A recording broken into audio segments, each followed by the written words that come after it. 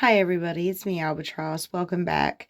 There's a couple things yet from yesterday's video that I wanted to touch up on things that I left out or maybe I didn't explain thoroughly enough because it's an important topic, especially with everything that's going on today, right now in the world. It's important for so many reasons. And it's almost like it's like the elephant in the room. It's like that no one is seeing just yet. It's like it's there in the back of their mind. It keeps popping up in their investigations, but it's not like quite like clicking in place yet. But in due time it will eventually. It will, because it's what once you see it and notice it like for real, like you can never unsee it and you can never go back, or you can never pretend like you can ever look at like the Bible the same way again. You know what I mean? And it's just truly the power to brainwash people. It is the blueprint. There's a reason why they still use it to like in the CIA, for example. And like that's something that Candace Owens just brought up in her podcast that I didn't even think of.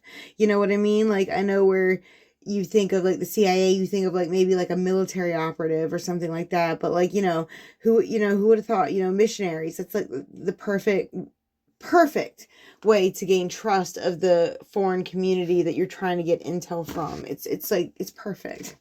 It's perfect, you know? And maybe that explains why that there was all these like what Candace, what she call it, Operation Mockingbasser.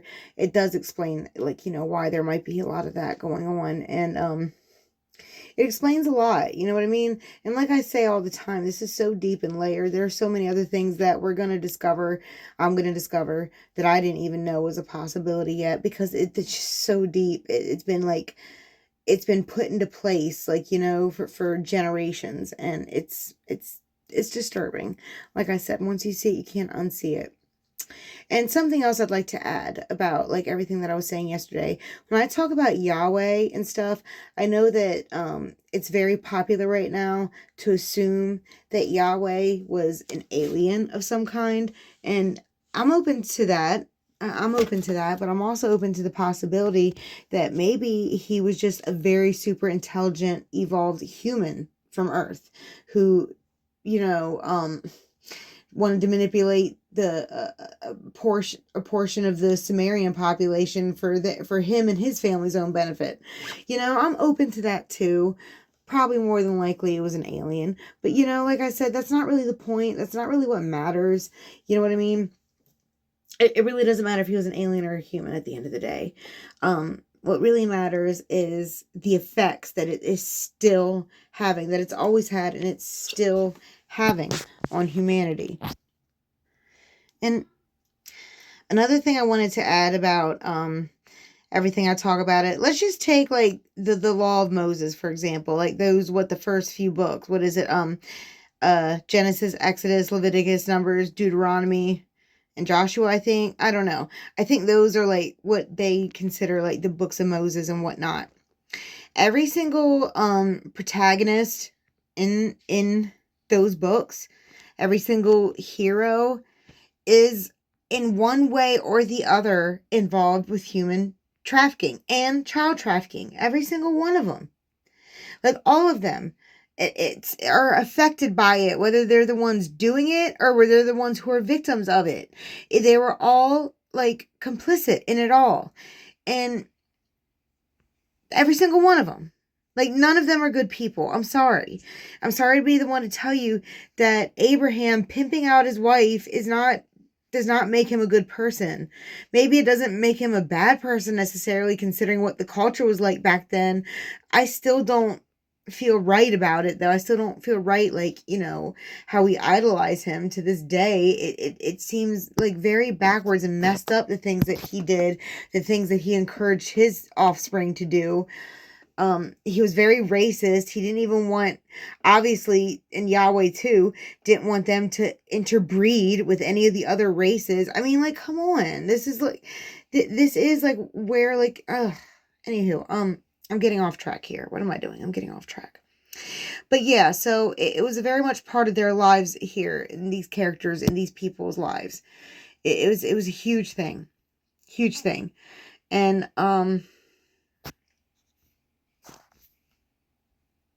as they started like growing, like from Abraham down to like past like the generations of like Joseph and stuff, when they actually started to grow in their own group community thing, like anytime they did like start to get along with like their neighbors and their other relatives outside their group, anytime that they did like intermarry or have kids with them, Yahweh punished them.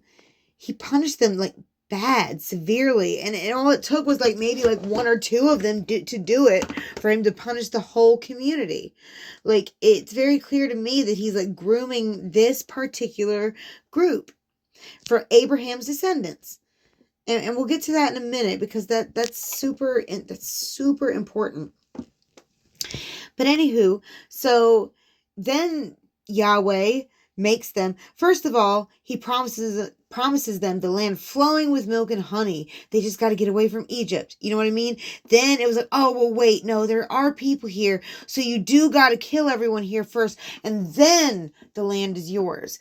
Oh, well, I'm only going to help you if you follow my rules exactly. And every single one of you got to follow my rules. And you can't complain at all, even when you're dropping dead from dehydration and starvation. You can't complain about none of it at all, or you're going to be punished. You're going to be punished. And the Israelites back then, like, they didn't want to just kill a whole community of people. You see this, it comes up over and over again. It's like they try to like meet Yahweh halfway. You know what I mean? Where they'll kill a lot of them, but like leave like some of the weaklings and the innocents behind, and then they'll get punished for it. So they do try, to not completely genocide these people. But Yahweh keeps punishing them every time they don't completely follow his rules. So at some point, I guess Yahweh sees, okay, they really don't want to like totally extinct and genocide these nations. So they took the second best option. They enslaved them instead. It's like, okay, we won't kill them all, but they'll be our slaves, and they'll be less than us. They'll be subservient to us. And it was like somewhat like a halfway compromise, it seemed like to me, like from the interpretation I'm getting from the scripture. It's almost like they somewhat compromised. But then, like I said, and like Yahweh said, well, they're going to be like a trap to you, because you're going to eventually start to get along with them. You're going to eventually start to marry them. You're going to eventually start to have kids with them. And then I'm going to punish you. And that's exactly what happens over and over and over again. Anytime that they start to get close to another community. And keep in mind that these aren't just like other parts of the world, other communities. These are their relatives. It's not like their people from Native America suddenly started popping up all over the place and they had to get... No, these were their relatives. Like, they had a common ancestor with these nations. They're in the Middle East, you know what I mean? So these were their relatives. Which kind of brings me to the last point I wanted to add. Now, a lot of people might hear all this and take it as anti-Semitic. And I apologize for that, because I'm not. And I don't have to explain that to anybody. But I'm not. In fact, it's the opposite. I feel sorry for the Israelite community, because like of what's been happening to them generation after generation, the manipulation that has been taking place. Because if you think about it, it's truly sad, because the groups of people that seem to always constantly be in conflict with each other all the time, like every single generation, are the Middle Eastern people. And it makes me really sad. They're the ones who developed civilization as we know it. Facts are the facts. The Middle East is like the cradle of civilization as we know it, from what evidence we have uncovered. You know what I mean? Like, but they're the ones who are always fighting amongst each other all the time. And you can see it here in the Bible. This is where it began. This was the blueprint for it. And it wasn't like, these weren't some natural conflicts that were erupting. No, it was the opposite. This was manipulated conflict. Because if you go back even further, the Tower of Babel is such an important story. Okay, it was right after the flood. They were getting along. They all had a common goal. They were rebuilding their civilization, and they were doing too good at it, considering everything. And it threatened Yahweh. It threatened him. Because he thought if they could accomplish this, united together, they could accomplish anything. And so that's like, the division, the manipulation, the division began. He goes to Mesopotamia, the Sumerians, the ones who developed civilization as we know it, the writing, the wheel, all of it. They were the first for so many things. And Abraham was part of that nation. Yahweh tricks Abraham to leave his culture, his home, his community, the cradle of civilization. They were doing amazing things. Tricks Abraham into leaving. And so he does. Then he pretty much grooms Abraham and grooms all of Abraham's offspring and descendants to eventually one day go back and destroy their own family, basically, their own community. I don't know if Yahweh told Abraham all of that, or if Abraham truly understood the implication of his decisions. I don't know. Maybe he didn't even have a choice. Maybe Abraham didn't have a choice. Because it really doesn't seem like, reading through all this Bible, it doesn't seem like there's a whole lot of people who are advocating for any of them. So, if there were other benevolent, intelligent people or aliens, whoever it was, they apparently didn't know that this was taking place. I don't know. But whatever this was pure manipulation. And this was long-term manipulation. Like, planning it pre-generationally. Like, you know what I mean? Like, and it worked. Look at the Israelite community today.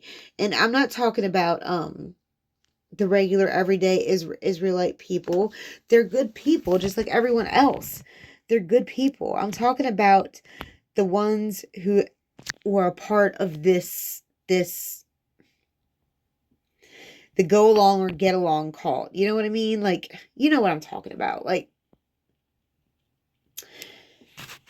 so I could understand why people could easily take this as anti-Semitic, but please trust and believe that when we're talking about stuff like this, we are not talking about the Israelite community. You know what I mean? We're not talking about them. We are talking about the elites, and they're not all Israeli either. They're not the only ones. They might be a big problem right now, the leadership in Israel. It's a big problem right now what they're doing, but they're not the only ones. In fact, I lay most of the blame on all these other nations for bending a knee to it, to the genocide that is being committed. It's 2 straight years. 2 straight years has been outright genocide against the people in Gaza, and it's just horrible. It's like this. It's really showing. It's really showing like what. Anywho, I think that's really all I wanted to add to that.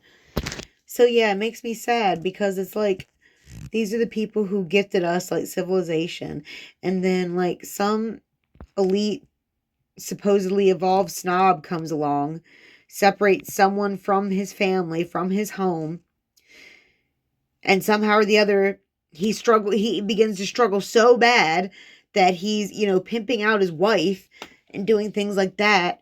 And then Yahweh is sitting there punishing the men who he's pimping her out to and rewarding Abraham. It's weird. It's not right. It's grooming. It is grooming. It's manipulation. And now that I've seen it, I can't unsee it. I can never unsee this again. Ever. And I honestly believe that this is what the Bible's purpose was. I honestly believe this is what Jesus came to warn us about. He was trying to show us that this is not the way. That this was all lies. This was all manipulation. And the true beginning of child trafficking. Like, they really normalized child trafficking here. Like, this has given any child trafficker an excuse forever. Like, because I don't know. I just don't know how we can. It's time we grow up and stop excusing this, stop explaining this away, because this can all be fictionalized in our head. We can explain all this stuff away in the Bible until it starts happening to our own communities. So, I don't know. I don't know. This is how I feel, and I can't pretend like I don't feel this way. Anyways, so I'll be back tomorrow. We'll move on to other topics, but this was one that was really important that I had to get out. I really had to get this out because it's been bugging me really bad lately. It's been on my soul, and I'm just tired of seeing people manipulated. I love people. I love humanity. I'm tired of seeing them manipulated, and I really want them to start standing up for themselves. Anyways, have a good day.